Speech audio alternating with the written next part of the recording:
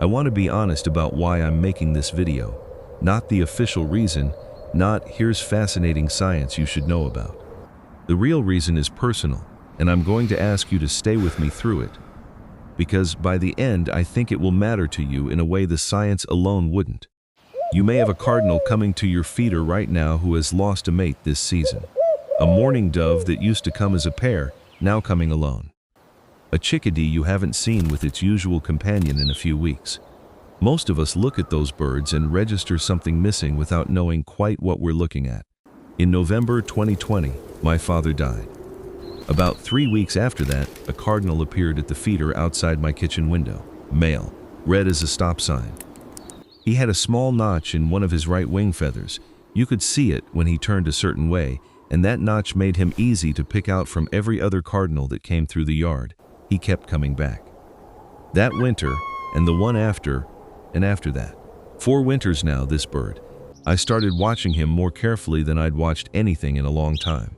And what I started wondering, quietly, in the way you wonder about things you're not sure you're allowed to wonder, was whether he had ever lost someone too. That question led me to a lot of research, and the research surprised me. Because when you ask whether birds actually grieve when they lose a mate, the answer is not a polite scientific maybe. Something real happens. Something measurable. Something that costs the bird a price you and I might recognize, even if we can't fully name it. Welcome to the channel. If you're new here, subscribe before you leave. Stay until the end. The last section of this is the part I find hardest to talk about, and I think it might stay with you longer than anything else. Let's start with what you can actually see. If you've spent enough time watching the birds in your yard, you may have already noticed something that doesn't have an easy label. A Canada goose returning, day after day, to the same patch of ground where its partner was last seen, calling, waiting. A cardinal sitting on the feeder perch without eating, giving soft single chip calls into an empty morning. A crow standing apart from its group, not foraging, just standing. These are not random observations. They are documented, repeated, and consistent across enough individuals and enough years of fieldwork that we can say something real is happening in these birds after the loss of a mate. Here's what most people don't know. The behavioral changes researchers have cataloged in bereaved birds fall into very specific, recognizable patterns. Prolonged site fidelity, returning again and again to places associated with the lost partner. Reduced foraging. It's been documented so clearly that scientists have measured actual weight loss in the weeks following a mate's death. Increased vocalizations of a particular kind. Not territorial song, not alarm calls. Something quieter and more persistent. Canada geese give you the clearest window into this because the behavior is visible and the birds are large enough to follow across a landscape. They pair for life. When a partner dies, the surviving goose often remains near the site for hours. Calling. Some individuals approach the body repeatedly. Some reduce foraging for weeks. Some have been documented returning to the location across multiple seasons afterward. Long after there could be any survival benefit to the return, American crows do something different. What researchers sometimes call a crow funeral, though that's a name scientists use with real caution. When a crow encounters a dead crow, it calls. Others arrive. Groups of 20, 30. Sometimes more birds gather around the body, calling loudly, then going quiet and still. The research on this, coming out of the University of Washington, suggests these gatherings partly serve a learning function. Crows are associating location and context with danger, gathering information about how a member of their community died. But the behavior exceeds that explanation. Some individuals in documented observations return to the site multiple times over multiple days, with no clear continued threat assessment function remaining. This is not a coincidence. This is not sentimentality. This is not something we are reading into bird behavior because we want it to be there. Something is happening. The question is exactly what. To understand why losing a mate costs a bird something real, you need to understand what a pair bond actually is at the biological level, not just the behavioral one. About 90% of bird species are socially monogamous, not genetically faithful, which is a different and more complicated question. Socially monogamous, meaning they pair off, coordinate territory defense, raise young together, and in many species maintain that bond across multiple breeding seasons or for life. But the bond is more than an arrangement. It's neurochemical. Pay attention to this. There's a phenomenon researchers call social buffering, the measurable reduction of stress hormones in the presence of a bonded partner. The HPA axis, the system that governs how a bird's body responds to threat, activates exactly the same way ours does for predators, cold, and scarcity. That system is regulated in part by the social bond. When a bonded mate is nearby, a bird's baseline corticosterone levels, the primary avian stress hormone, are measurably lower than when the bird is alone or newly without its partner. This has been studied most carefully in zebra finches, which have become a model organism for pair bonding research.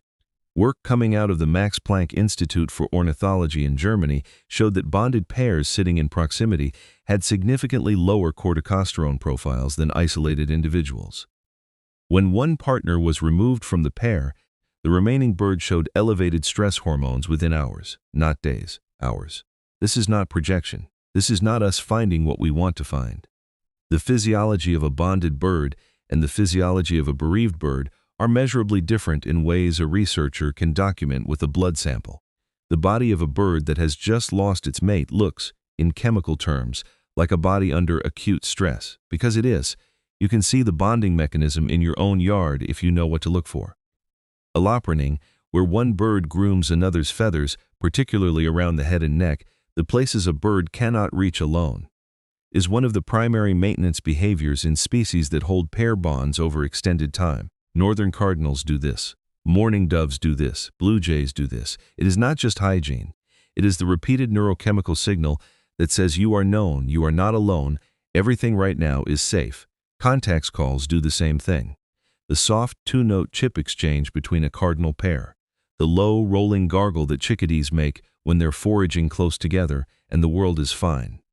These sounds are not about territory or predators.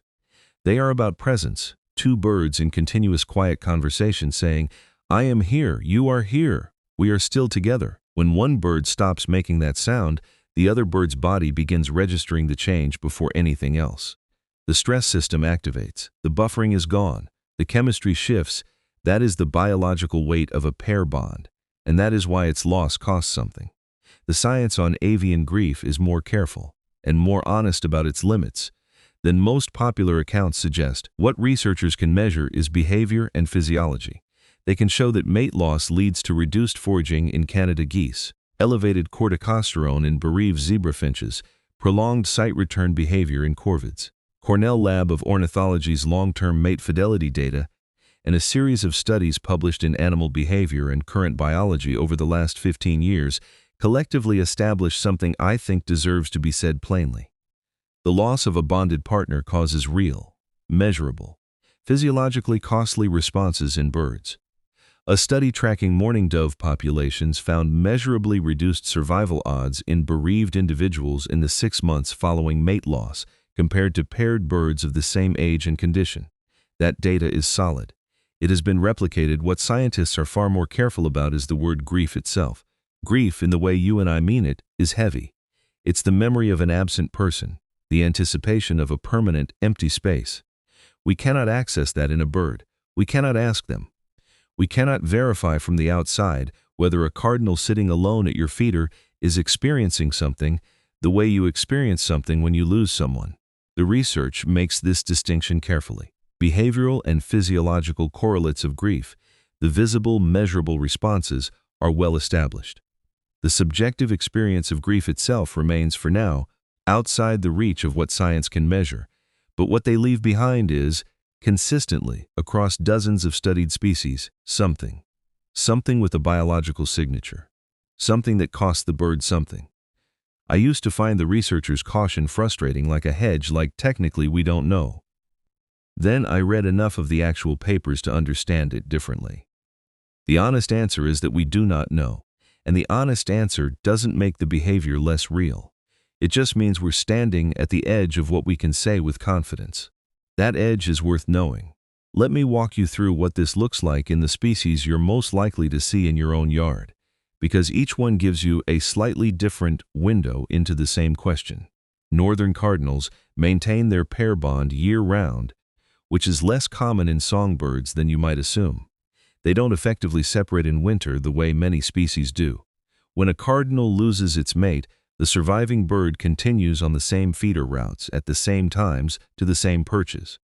Males in this situation have been documented calling persistently from spots where their mate used to forage, not territorial song, not an alarm, something softer and more repetitive.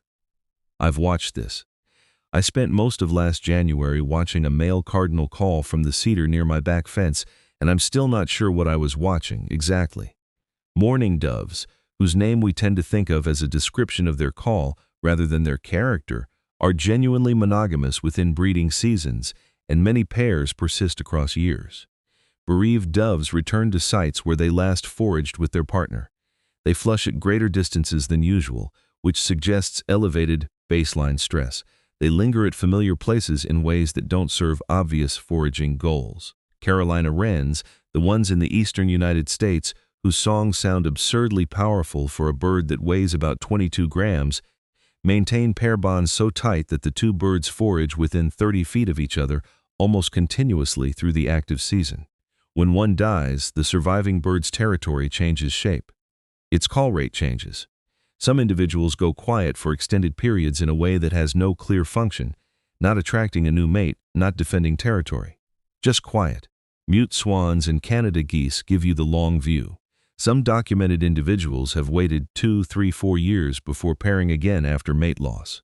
In a bird whose typical wild lifespan runs somewhere between 10 and 20 years, that is not a trivial stretch of time. And crows. The crow family I call the Hatfields, 3 or 4 birds that have been working the neighborhood around my yard for 3 years, lost what I believe was one of their regular members about 2 winters back. I never found a body. A bird I'd come to recognize by a slightly asymmetric tail feather disappeared in January, and the group's dynamic shifted for weeks afterward. More stationary perching, less active foraging, more time at elevated positions doing nothing obvious. I can't claim certainty about what I was seeing, but I have watched these birds long enough to know the pattern of their days, and something in how they moved through the yard was different. There's something worth sitting with in that. The birds at your feeders right now are not interchangeable visitors. They are individuals with histories, with partners whose presence or absence is actively shaping their physiology at this moment. When you see a cardinal come alone where you used to see 2, that is not an abstraction.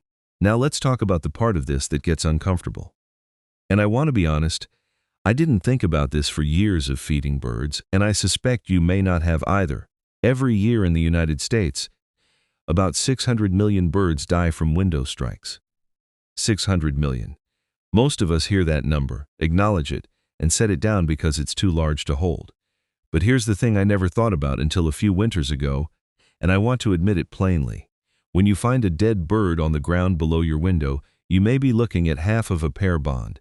You may be looking at the bird whose partner is still out there, still alive, still flying the same routes, still making contact calls into an air that no longer answers. On a Sunday morning in late January, I found a female cardinal on the ground below the glass panel beside my back door.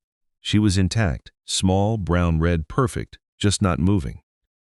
I knew there was a male who had been visiting the feeder near that door most mornings, sometimes with her. After that morning, I saw him come alone. I watched him sit on the feeder perch for longer than cardinals usually sit, not eating, just sitting. I watched him call from the cedar near the fence, that persistent, soft, non-territorial call, the kind you make when you're looking for someone. I thought, I caused this. Not on purpose, not through negligence in the way I wanted to excuse myself for. I just had a window, she hit it, and whatever that pair bond was, whatever social buffering she had provided, whatever the neurochemical weight of her presence had been, I had removed it from this bird's life. The research on window strike prevention, from the American Bird Conservancy and corroborated by Cornell, is clear. Most fatal strikes are preventable. UV reflective window films that birds can detect and humans largely cannot. External screens. Feeder placement, either closer than 2 feet to glass or farther than 30 feet from it, changes the approach velocity and dramatically reduces the likelihood of a fatal impact. I moved the feeder. I put film on the window. It felt late and inadequate. But inadequate improvements are still improvements, and the February that followed was a safer yard. I'm not telling you this to make you feel guilty. I felt guilty for weeks and it helped no bird. I'm telling you because the birds in your yard are in specific relationships with specific consequences, and that knowledge changes how you look at your glass. When one half of a pair dies at your window, there is a bird still out there who will notice. I've saved this section for last because it has to be last. At some point in early December 2020, about 3 weeks after my father died, I was standing at the kitchen window just after 6 in the morning, not really doing anything, coffee not yet made. Just standing the way you stand in the early morning when you're not quite in the day yet. The cardinal with the notched feather came to the feeder. He stayed maybe 90 seconds, cracked a few seeds, flew back to the holly bush near the fence. That was the whole event. I stood at that window for a long time afterward. I thought about him for the rest of the day. And for reasons I have never been fully able to articulate, something in me shifted. Not healed, not comforted in any clean way, just shifted. 4 winters now, this bird, I can tell you exactly what the science says. A Northern Cardinal, 45 grams, the weight of a golf ball, living somewhere between 4 and 8 years in the wild on average, is not thinking about me. He is not at that feeder for me. He comes because there is food there, and because my presence has become predictable enough that I don't register as a threat. That is the accurate, scientific account, and it is almost certainly correct.